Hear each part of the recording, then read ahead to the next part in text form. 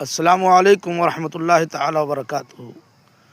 ناظرین کرام و سامعین حضرات، نماز تراویح کا وقت آنے والا ہے۔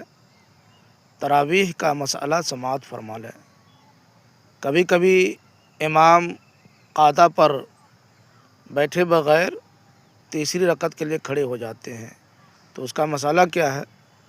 اس کا مسئلہ یہ ہے کہ تیسری رکعت کے لیے قاعدہ کیے بغیر کھڑے ہو گئے تو جب تک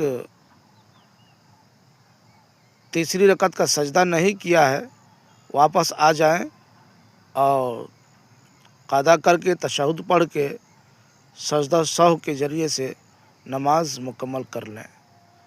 اور اگر تیسری رکعت کا سجدہ کر چکا ہے تو اب ایک رکعت اور پوری کریں، اور یہ 2 ہی رکعت شمار ہوں گی۔ واللہ تعالی عالم۔